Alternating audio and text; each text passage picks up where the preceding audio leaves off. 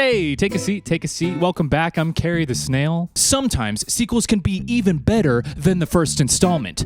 And in this case...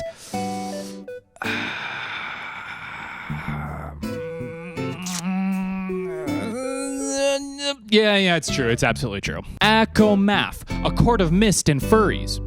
In my ACOTAR review, I had a non-spoiler section so I could recommend it to those who haven't read it yet. But this is the second book. By now, you probably have a good idea if you're going to continue reading the series or not. So this video is going to be a full spoiler review and discussion. But if you need just that tiny little nudge to figure out if you want to read this or not, I'm going to lay it down for you right here, right now, before we get into the spoilers. If you liked ACOTAR, you will love ACOMAF. If ACOTAR is Toy Story 1, ACOMAF is Toy Story 2. If ACOTAR is Shrek 1, ACOMAF is Shrek 2. If ACOTAR is Cars 1, ACOMAF is Cars 2. That's a joke. That's a joke. We do some jokes here sometimes on the channel. ACOMAF is the evolved version of ACOTAR. If you liked it, then you should love this one because it takes everything great about the first and Nitro blasts it. More action, more thrills, more charming characters, and more horniness. Before we get into it though, let me give you a roadmap of where we're going because there is a lot to cover. Since there is so much more going on in this plot, I'm going to discuss some plot highlights. Then I'm going to discuss some characters and character arcs. And then perhaps maybe some spice discussion? We'll see. And then I'm going to wrap it up with some final review and thoughts. Let's go! ACOMAF does not hesitate to get into the nitty-gritty from the jump. Despite what you might think considering the ending of the previous book and how beautiful it was that Tamlin and Feyre were reunited and overlooking their glorious estate, it was a glorious union. But in this book, we open up on Feyre puking, just hurling her guts into the toilet. Just close your eyes and imagine that for a moment. The screen goes black and the title of the long-awaited, anticipated installment fades in. And then you just cut to her puking. I love it when characters throw up. It's hilarious. So I was dying laughing reading that first page.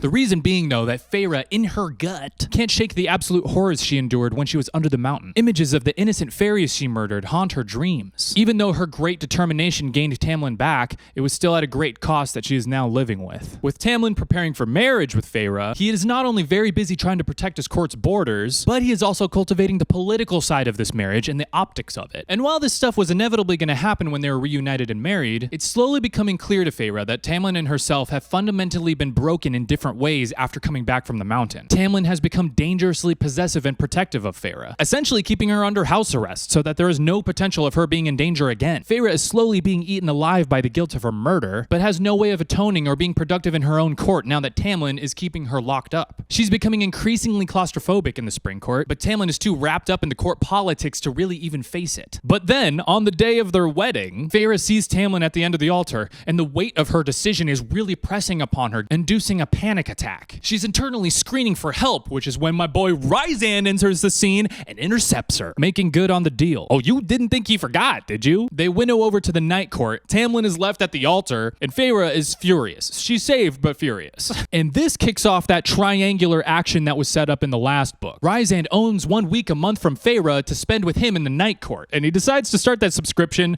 on the day of their wedding. Absolutely savage. Despite what Feyre expected, he's actually not concerned with tormenting her or continuing to be a big weirdo creepazoid. In fact, he actually helps her reading skills and her defensive skills against his mind-prying powers. Tamlin is of course pissed by this exchange program and seeks to find a way to break the bond. But in turn, this also makes Tamlin even more constrictive and possessive than he was before. While Feyre desperately wants to go out and help the surrounding villages with her newfound authority, Tamlin keeps forcing her to stay at home. And during one of their major disputes about this, Tamlin creates a force field around the estate, keeping her literally trapped inside. Drowning in her claustrophobia, she screams out again for help, and lo and behold, Morgan, Ryze's cousin, comes to grab her and bring her back to the night court. Now feeling a little bit safer with Ryze than she ever has before, she chooses to stay with him. And this kicks off a major shift in the plot where Feyre actually starts making her home in the night court. Rysand also reveals that war is imminent. The King of Hybern plans on taking over Prythian by using this ancient cauldron that holds devastating power. As Feyre starts to see the larger threat at play, she also starts to see her role in all of it. After being resurrected by all of the High Lords, she is now exhibiting traces of their power, essentially a living combination of all the High Lords. She starts to see that Rysand isn't concerned with having her over for a sleepover, but might potentially be recruiting her as a strong ally to combat the king and his advances towards the war. We learn from the creepy-ass bone carver that the king is trying to assemble this ancient cauldron, and when he does, he's gonna resurrect Jurian. What? Mr. Eyeball Guy. We also learn that there is an ancient book called the Book of Breathings, which can give you full control over this cauldron, but it has been severed in two. Having the cauldron in the book, the king can absolutely destroy Prythian and the mortals as well. So Elaine and Nesta, yeah, remember them? They are also in danger. It is at this point that the plot really rockets off and we get a lot of really fun episodic installments. The Night Court being a sort of hub world while they go out on these adventures, gaining more knowledge about the king's plans and obtaining the pieces they need to stop him. Each of these adventures are action-packed and quite thrilling, and they all stack onto each other into a really explosive ending, but I'll get to that later. Not only are these various points in the plot exciting, but they're also great from a character perspective too. Feyre slowly starts to get to know Ryze's little ragtag bunch of, Ryze's little ragtag crew, and over time she starts feeling accepted into a group, a family. Also, now that she's starting to trust Ryze more, she's also dropping her guard down a little bit. It's not to say that she warms up to him. In fact, they actually have this wonderful little bickering relationship throughout, where Rysand is being his cocky self and very often pissing off Feyre. But it's kind of playful. It's crazy to try to compare this book to the previous one because this one is so much more jam-packed with adventures and tension between Feyre and Ryze, and also her chemistry getting to know his troop. It really blows the plot of ACOTAR out of the water, especially the pacing. There really wasn't a moment where I was bored or felt like I was waiting for something important to happen. Now, it would take too long to go over every moment in the plot, so I'm only going to discuss some highlights, but I'll definitely touch on some other aspects of the plot later on. First, I want to talk about the Weaver. I was surprised how early on the story went for a couple flavors of horror. The Bone Carver gave some spooky vibes, but the Weaver really dug into that horror energy. The idea of the Weaver might not be like super unique, but getting something back from her was a perfectly creepy scenario. Feyre is sent to the cottage to test if she can sense that if objects have a certain aura about them, something that will come in handy later when they have to search for the Book of Breathings. So she's got to sneak into the cottage, grab a ring, her wedding ring, and get the frick out of there. And just as she's about to escape, the Weaver notices her and starts to hunt her down. Feyre makes a move to escape through the chimney, Santa style. She starts climbing but then gets stuck, Santa style. And as she's climbing on the stones of the fireplace, she noticed the slick grease of fat and burnt remains of hair. From humans. Humans! That wasn't silk the Weaver was weaving. It was folds of human skin. Yeesh. And if that wasn't freaky enough, the Weaver is this soulless, horrible witch demon. I kind of imagine she looks like this ghost from a manga called Dandadan. So Feyre narrowly escapes with this ring. Her wedding ring? And Ryze winnows her the freak out of there. A wonderfully chilling fetch quest. Another highlight of the plot for me was, of course, the infiltration into the Summer Court. Ryze, Feyre, and Amren need to go to the Summer Court because they know that one of the halves of the Book of Breathings is there, but they're not sure where. First, it's just cool to see what another one of the courts look like. It's this beautiful city built on this like offshore island, gleaming with limestone. I kind of picture it looking like the Amalfi Coast in Italy. But we can't enjoy the sights. We have to partake in some espionage. Ryze and Amren accompany Feyre so that they can distract the other High Fae from the prince, whom Feyre is trying to get close with so she can nose around and look for where the book might be hiding. At this point in the story, the tension between Ryze and Feyre is hitting a nice simmering point. When Ryze starts getting a little saucy with Cressida, Feyre starts to get a little jealous and starts flirting hard with Tarquin. She's putting on the charm so she can maybe gain access to some of the more secret areas of the Spring Court. But Feyre is new to espionage, so she starts catching some feels for Tarquin. Listen, he's the target. You can't fall in love with the target. I love that Feyre has this moment where she can objectively realize that she likes Tarquin. And in another life, maybe she could picture herself with him even. So it pains her even more when she has to steal from him. Rule number 1, don't catch feels during the espionage. After being shown some of the treasure vaults of the court though, Feyre still has no idea where the book is, until she hears about this ancient temple submerged in the rising tide off the coast. The only time that it is accessible is when the tide is down in the middle of the night. So Ryze distracts the guards while Feyre and Amren infiltrate this temple. And for how powerful Amren is chalked up to be, they actually have a really hard time trying to escape this temple, because the ocean is a cold mistress and yields to none. And then there's the last 100 pages. Oh my cauldron above. The last 100 pages get insane, which is exactly what happened in ACOTAR too. I don't know what it is with SJM's last 100 pages, but they go hard. The story's all, don't mind me, we straight vibing all day long. Everyone almost dies! I was closing in on the last 100 pages and I was like, what could seriously go wrong at this point? Everything seems fine. Nope. It's not fine. Okay, let me break it down for you. Feyre and the crew break into the King of Hybern's castle because they think they can destroy the ancient cauldron. They're gonna bust in, kick over some tables, tag the walls, and then they're out of there. But the king, expecting this all along, ambushes them with the revived Jurian. And how did the king know they were coming? Tamlin sold them out. Tampon as he is now known as. I saw one of y'all comment that. I thought that was hilarious. Tampon and Lucian walk in and reveal that they sold them out in order to get Feyre back. I was aghast when this happened. Didn't see it coming. Tampon was so ignorant at the larger threat at play early in the book, so I did not expect he would do such a thing out of such desperation to get Feyre back. The worst part being Lucian's reaction. You can tell as more of the level-headed one, he's just dismayed at all of this transpiring. It's truly sad to see how he's caught in between everything, especially at that one part of the plot when Faye and Rise are off in the forest somewhere and Lucian and his hunters happen upon them. He genuinely cares for Feyre and wants to get her back home. He becomes a casualty in all of this. Anyway, then Elaine and Nesta are pulled out. Tampon was not responsible for this, and he was just as surprised as Feyre was. And then the freaking mortal queens walk out. So many people just hanging out back there. You think they were just like hiding behind some furniture like a surprise party? It turns out that Ianthe ratted out the location of Elaine and Nesta, and were brought here to test the cauldron, to see if it could make mortals into immortals. If it works, then Ianthe succeeds at undermining the High Lords. So they do it. They dunk Elaine and Nesta in the cauldron, and it works. They are now both Fae. It's devastating because Cassian, utterly beat down, reaches out for Nesta, hating to see this fate befall her. And then, just as Elaine is poured out of the cauldron and reborn as Fae, Lucian walks over and is like, oh my gosh, this is my mate. Okay, would everybody calm down, please? Too much is going on right now. My heart can't take it. So then in a quick move, Feyre breaks out of the magical hold that the king has them in and puts on this performance as if she's released from Ryzan's spell so she can return to Tam again. It allows everyone to go their separate ways without further damage being done. Feyre pretends to go back in Tampon's arms, or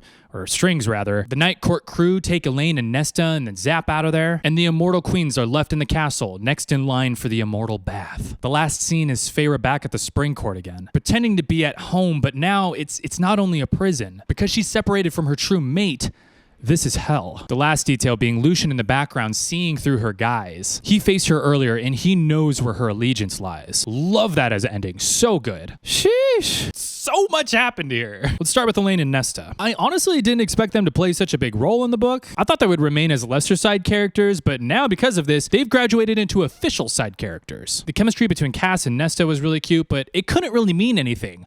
Until now. I love that Cass's combative personality just naturally gravitates towards Nesta. Then Lucian and Elaine were barely grasping the fact that she's now Fae and now you're imprinting on her? Brother, chill. Jacob and Renesmee vibes much? I know Renesmee is a baby, but compared to an immortal, Elaine's basically a baby. I really do like the idea, though, of Lucian needing Elaine. It's setting up this great dynamic with Feyre needing to get back to the Night Court, and now weirdly Lucian also has this same sort of goal, at least to retrieve Elaine. The future implication being that Feyre is not only going to have familial ties with the Night Court, but also the Spring Court, which is especially weird now that Tamlin is kind of a villain. Tampon, he's become. Darth Tampon, you could say. And I love that the story comes to a full circle with Feyre going back to the Spring Court. She got rescued out of the Spring Court quite easily and seemingly with no consequence. So this was a really exciting turn of events. And she has to be covert and act like she wants to be back as well. It's gonna be rough. All right, have a seat. We need to have a talk about the characters. Cassian, Morgan, Amren, and Asriel. The family. They all have this group of misfits who have stuck together and only have each other kind of vibe. They have tragic backstories where they were cast out by the brutal forces of the old Night Court, and now have banded together alongside of Rise to see a better world, the Court of Dreams. Cass is that brawny warrior and reactive archetype. Mor is Rise's cousin, and she's really understanding, accepting towards Feyre, but we don't see too much of what she's capable of in this book. Asriel is Rise's silent and observant spy. He's also a shadow singer, which I don't really think we know what that means yet. And Amren is an ancient, bloodthirsty monster contained inside an unassuming female body. They have clearly been a tight-knit group for centuries, so with every interaction, you can sense a bit of history that we don't know the full extent of, but just see glimmers of. After Feyre gets to know them more and starts building relationships, she finds out that Mor and Cass once had a fling long ago, but it was only to be each other's firsts. And Feyre also starts to notice Asriel's longing gazes at Morgan, but he keeps his distance. Something is afoot. I was a bit worried that when Feyre entered the group, which is our perspective of the story, we would suddenly start seeing drama between these characters, as if it suddenly started now that we're watching. You gotta remember, these people have been with each other for centuries. It'd be kind of silly that when Feyre enters the picture, all this drama starts popping up and then they start pairing off. I was happy to see that there are only hints of this drama, but by the end of the book, nothing really climactic happens. I'm glad that Sarah saved those moments for future installments. I ship Morganriel. Listen, let's be real with ourselves. Even if you don't like to admit it, we love being nosy. We love getting in people's business. SJM knows that, so she's gotta sprinkle it over time, okay, instead of shoving it all into one book. She has promised us that more is to come. Rise Rise's troop of misfits are honestly a really lovable and charming bunch. I love the way that they would quip at each other and the subtle reactions that Feyre would notice. It made me wish that Tamlin had more of a group in the Spring Court like this, so that way it would make it even more painful when Feyre left, as it was with Lucien. If I were to pick my favorite of the bunch, it would probably be Asriel. I love how sly, mysterious, and observant he is. Now let's talk about my main man, Rise. Man, we have come a long way from the sleazy dirt bagazoid that we saw in ACOTAR. We find out that it's one of the many masks he wears to maintain a certain persona between the other courts. After being enslaved by Amarantha for 50 years, we start to see traces of the trauma that he endured in order to keep his people safe, the city of dreams safe. So while Rise can often put up this performative exterior, when we start to see some of his more vulnerable moments with Feyre, it becomes clear that he's aware of his perception as the villain, and sometimes he plays into that role. Maybe it's because it's what others want to believe, or maybe he believes it himself. One of his happiest moments is when Feyre finally just smiles at him, not treating him as an antagonistic creep or villain. So when Feyre starts to see his true self and treats him that way, it's very liberating for him. Feyre also goes through it in this book. For most of it, she is down bad. It's interesting because she is quite literally a whole new person. Not only is she severely scarred by Amarantha, but she is also completely Fae, holding life and power from every High Lord. She is reborn. So while she has some familiar traces of her character, she's also navigating her trauma, her new status of power, her powers, even her body. Despite the glorious union we thought that Feyre and Tamlin would have, they are both troubled in their own way. It's tragic because even though they defeated Amarantha, in this way, she still won. I think it's best described in this passage. I had loved the High Lord who had let me have the time and food and safety to paint.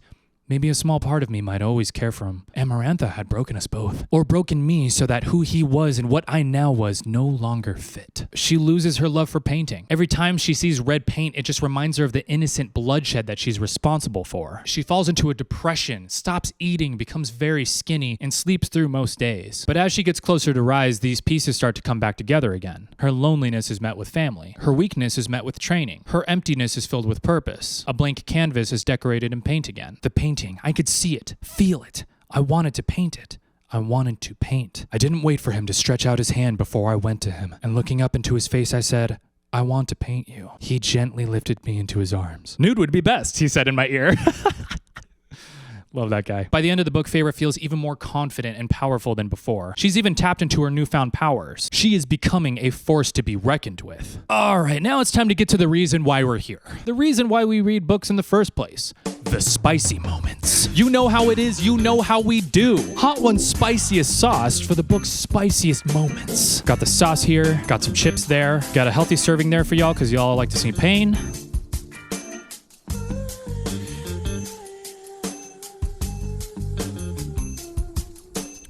Oh, it's fast. It's fast. It's fast. My face is immediately sweating. First things first. In the Spring Court, Faye and Tam are banging hard. While they're not completely happy or at their best since Under the Mountain. Shoot. I mean, come on. You gotta celebrate a little bit though, right? Oh my gosh. It's getting real hot. Oh. They have a pretty detailed sex scene earlier on. Sarah's giving us what we came for. Oh my gosh, this is getting really bad. Tam does this move where he fills up the gas tank, right? And then siphons it back out, like, with his mouth. Oh my gosh. Ah! Now, surprisingly, weren't as many steamy moments as I was expecting, but that's because we get a lot of preheating throughout the story. Oh my gosh. When you preheat the oven, it cooks the pizza faster than if you were to cook the pizza in a cold oven and let the oven warm up to the point where it can cook the pizza. What the hell am I talking about? When Faye is with Rise in the Night Court, she is first super pissed off by him naturally, but as they start building more chemistry, her frustration with him starts to turn into a playful back and forth.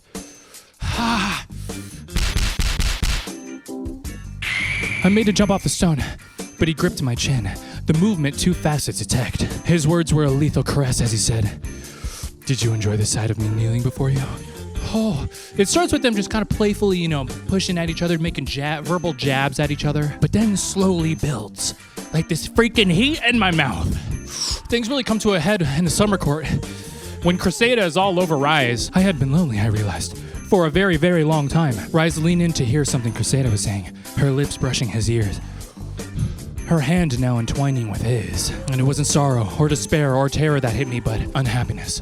Such bleak, sharp unhappiness that I got to my feet. It was at that point that Feyre not only noticed the lonely hole within herself, but that Rise was someone who made her feel normal again. Oh my gosh, it's so bad. It's so freaking bad. And she starts catching feels. She starts getting a little jealous. A few pages later, we owed each other nothing beyond our promises to work together and fight. He could still be my friend, companion, whatever this thing was between us. His taking someone to his bed didn't change those things. Feyre, darling, that's what we call a situationship. You gotta get out of the situationship stat. Say it with me, everybody. Get out of your situationship. Get out of your situationship. No more ambiguity. No more thank you. After this point, the tension really starts tensing. Here, Rise is flying with Feyre, and she finds out that Illyrian wings are very sensitive. My whole mouth and cheeks are just tingling. Tingling like their loins. And during sex, the question blurted out. Rise's face was nothing but feline amusement as he monitored the mountains. During sex, an Illyrian male can find full completion by having someone touch his wings in the right spot. Wings, you say? It makes you think twice about holding birds now, doesn't it? I don't know why you'd be holding birds. It's just, you just gotta be careful out there. Then they go to the Court of Nightmares to create distractions so that Azriel can steal the Veritas. Essentially, we're recreating what happened under the mountain. Rise is on the throne. Feyre has like a couple tiny pieces of cloth on. She's sitting on his lap. Hands going everywhere. Jan almost everywhere. Everyone watching. It's crazy stuff, man. Here's some spicy shenanigans, guys. They're putting on a show, but also, it's really not just for show, is it, you perverts? Oh, it's happening again where I feel like I can't move my lips that much. Then it happens. Starfall happens. A beautiful festival that commemorates the migration of these spirits that look like falling stars. Faye and Rise are the closest they've ever been, without acknowledging what's going on underneath the surface. Unfortunately, the next day they have to go and travel. They're going out in the wilderness, just them two, and they have to hunker down into this tiny ass little cabin. There's one bed, so everything right here feels tingly. It's like it's falling asleep. They're snuggling up together, hands be wandering. Rise satisfies her with nothing in return because he's a selfless man. The crazy part is that Feyre finds out from the serial that they are in fact mates. Feyre gets super pissed, so Morgan brings her out to this secluded cabin up on the mountaintops so she can have some space and process. I personally feel like that maybe she was a little bit more upset than she needed to be, but ultimately I think she just needed to process everything. She has to recontextualize their whole history together. Oh my gosh. My vision's kind of tweaking out. I feel like the corner of my eyes are twitching. It wouldn't have been good if Rise from the beginning was screaming at her that she's his mate, so it made sense for him to be covert about it. While she's processing, she feels opened up enough to take on painting. She paints every surface of the house, like that hot sauce painted every surface of my tongue. Rise eventually shows up and he's super nervous that she just hates him. But ultimately, Feyre accepts their matehoodship, and then they go hard in the paint.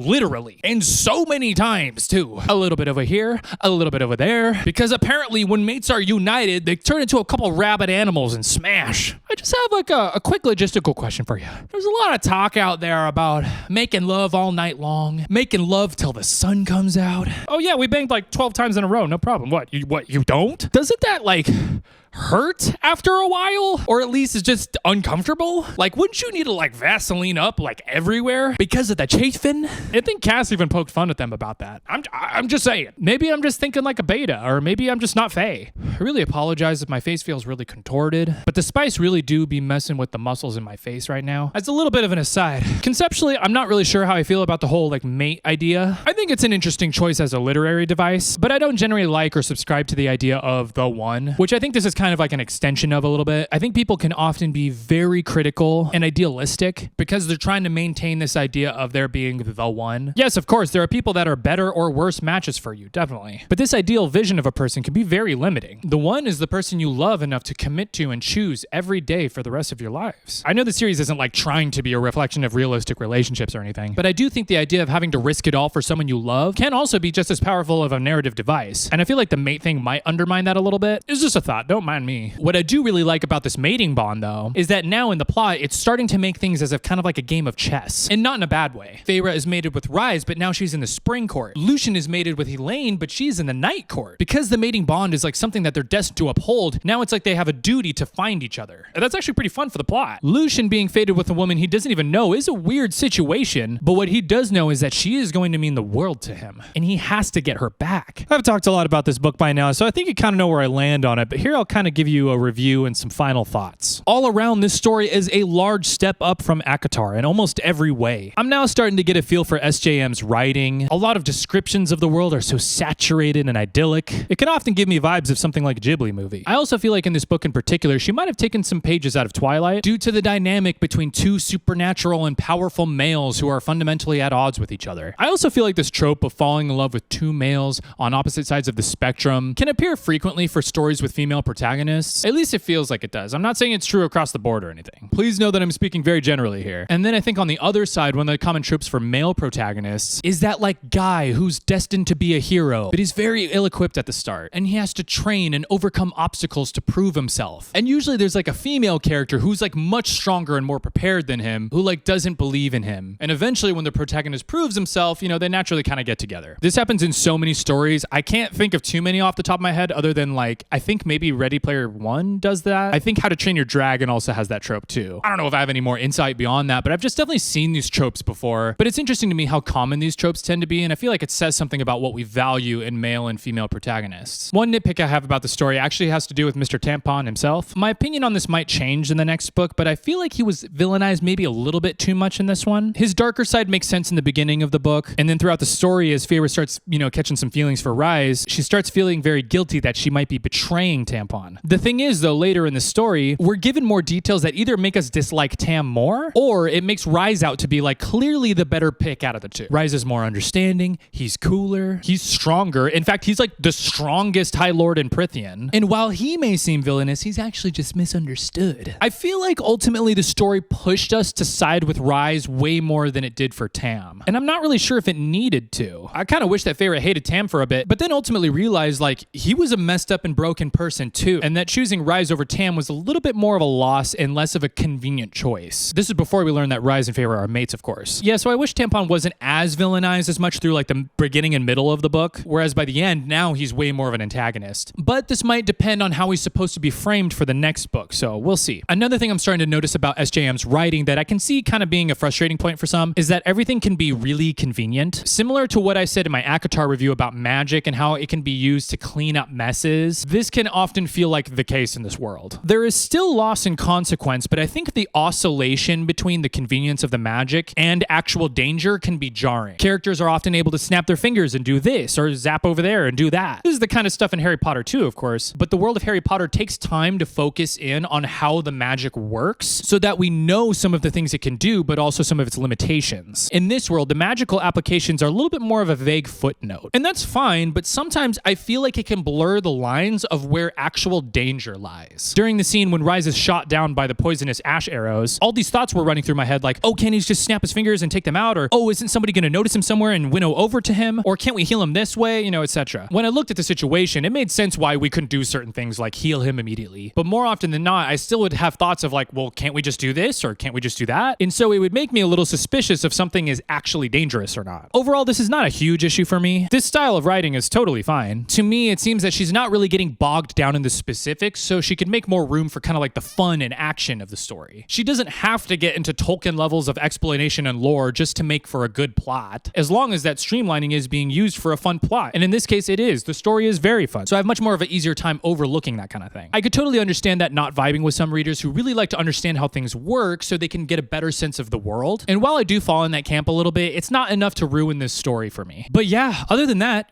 Great book. Lots of fun, lots of thrills, and a seriously great setup right into the next book. It's weird because I feel like this book is where the story was really beginning. I'm really looking forward to seeing how Feyre is going to have to play this subtle game in the spring court, and while Lucien is aware of her, he really can't do too much about it. In fact, he might actually want to help Feyre get back to the spring court because that's his only way back to his mate. Oh, it's going to be good. Thank you all so much for watching this video. It really means a lot to me that you'd spend your time here. I'm still navigating what I do on this channel, but as it now stands, I talk about and review media that really fascinates me, and I also make videos where I poke fun at crazy internet content too. I've been making some more videos where I explore the goofy sides of TikTok. Well, I guess TikTok in general, so if that's something that you find interesting, please consider subscribing. I am planning on reading and reviewing the rest of this series, so subscribe if you want to see those in the future. Thank you again for joining me on this journey.